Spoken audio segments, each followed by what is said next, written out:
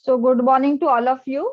And today we are going to start the session on library classification, its concept, need and definition and the purpose. So welcome to once again to this particular session on library classification. And after reading this, you will be able to learn what are the various types of documents which is required by the library, and you will be also able to learn how to describe the nature and its arrangement, the identify the factors determine the arrangement of the different collections in the library. You will also identify what are the factors based on that we can arrange of different collection in the library.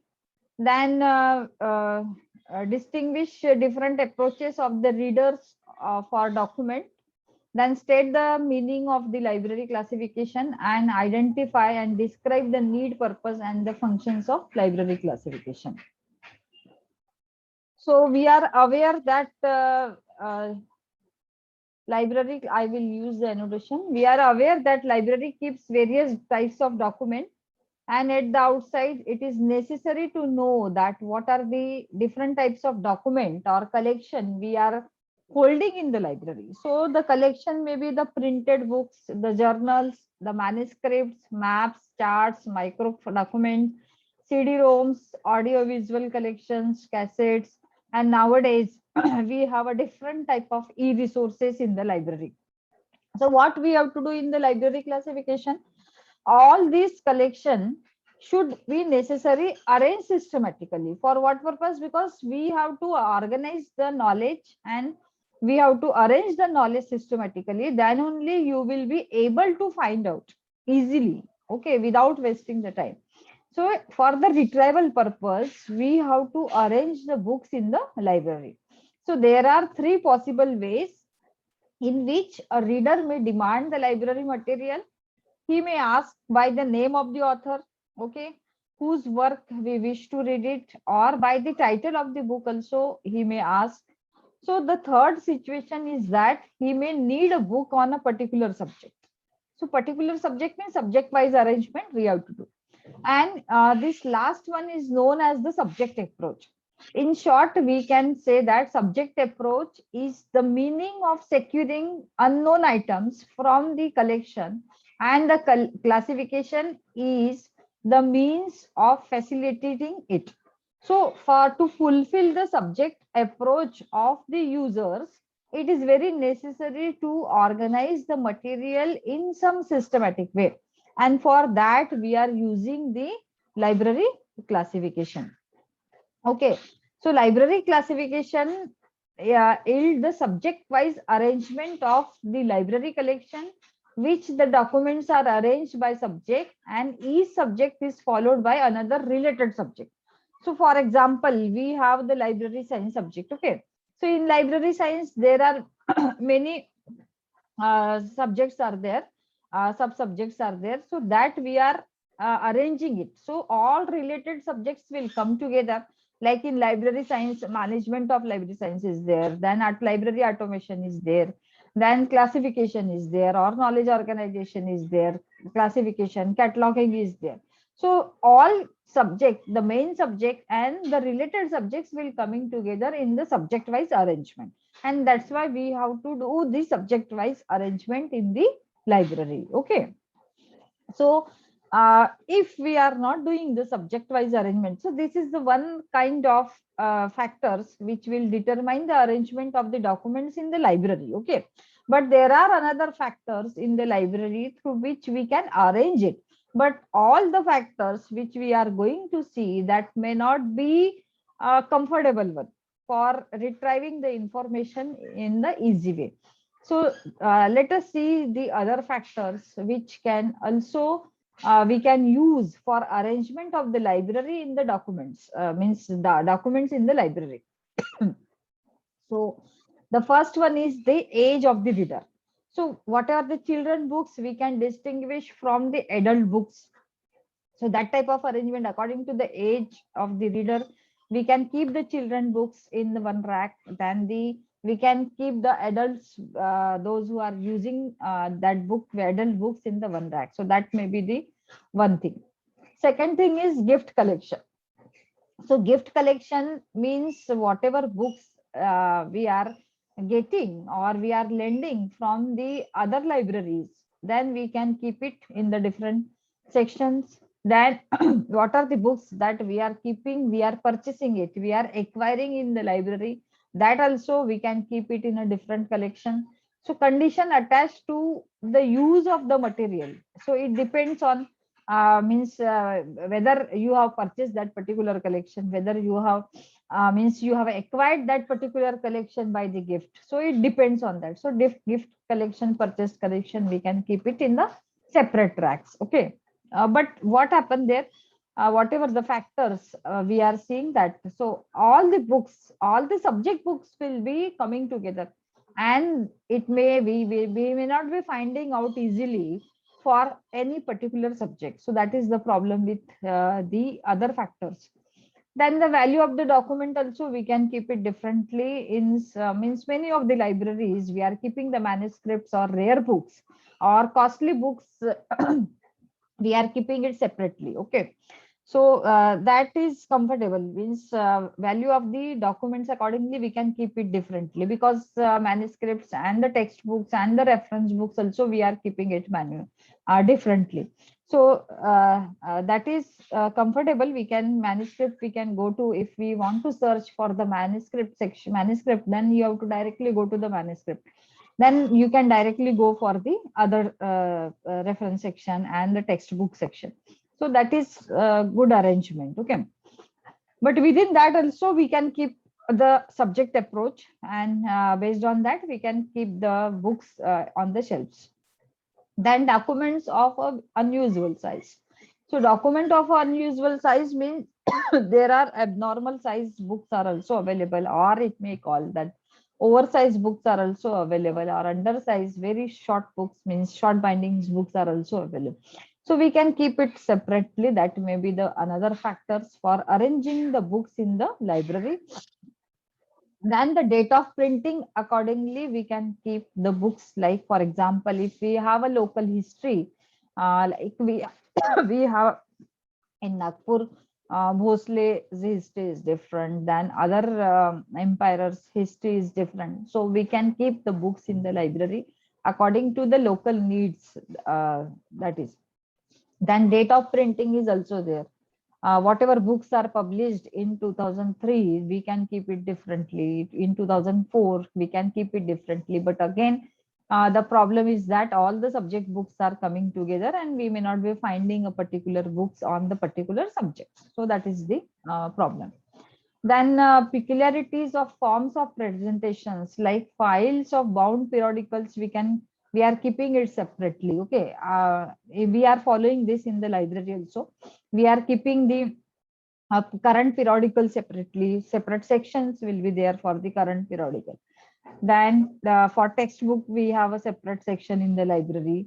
We are, after all the issues will be over for that particular year, we are making it in the bound form. So that bound periodicals are also we are keeping it separately. So here, based on the form of presentation, you can keep the book separately. Then according to the language of the documents, also you can keep the books separately. Like foreign language books, you can keep it separately, or the Indian origin language books we can keep separately. But in general, for libraries, what we are doing, we are keeping the books, like English books, we are keeping it separately. Marathi books, we are keeping it separately. And the Hindi books, we are keeping it separately, because it depends on the what vernacular or means local language you have in the library. Okay, you have a books on the local language. So based on that also, according to the language of the books, and many of the libraries, they are following such thing. But again, there also we have to keep the subject approach, so that the subject books may be different. Okay, means we can keep it the arrangement in the different way. Then according to the thought content of the document, so this is the very comfortable, we can say that it is a very comfortable arrangement of the documents on the shelves. And factual literature is arranged by the subject, imaginative literature by the language or the author. So thought content of the document means it is the subject matter of the documents. Okay. So what will be the subject matter? Based on that, we are keeping a different class numbers for the particular book. That is the classification. Okay, classifying the books. So thought content is the best way to arrange the books in the library, and based on that, for that subject matter, we are using the classification schemes. Okay, so in your practical DDC is also there. So based on that, you are classifying the books, and all the books, once you classify it, it will be arranged according to the classification number. Okay, so the classification number means it is the subject approach. Okay, it is a subject matter based on the content of the subject we are classifying, and based on the class number we are shelving the books on the library. Okay, so that is, so these are the factors through which we can determine the arrangement of the documents. But the best factor is that thought content of the document, for which we are using the classification numbers. Okay, so these above factors influence the arrangement of the documents in the library, but thought content or the subject arrangement is the still the dominant and very important factors for deciding the sequence of the document. And all the other factors which we have already discussed, that are the functional. So though a library collection can be divided into several sections on the basis of any of the above functional factors, and it would, like we have seen that based on the language we can uh, divide it, the collection based on the subject, means based on the value of the documents we can divide it, but that is a functional factors, we can use it. And it would still be helpful to arrange the documents in each section on the basis of the subject matter. Although we are dividing it or bifurcating the collection based on the functional factor, but within that also we can go for the subject matter. So this leads to parallel sequence in the various collection in the library. In any library, the total collection gets divided into some separate collections of general books, reference books, textbooks, and journal. So we are keeping the books in the library separately. Reference collections, we are keeping it separately. Textbooks, that is coming under books only. Journals like periodicals, then many periodicals we are keeping it separately. So there are many sequences of the books on through which we can arrange it, but the same subject in the library, but the sequence are known as the parallel sequence. So this is called as a parallel sequence. Okay, so there are many approaches. When the reader comes to the library, he has coming with the different approaches. How he has, the reader may demand a document based on the particular author.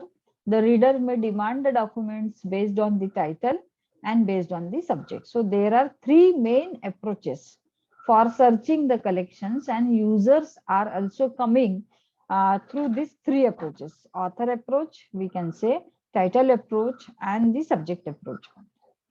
So what is meant by the author approach?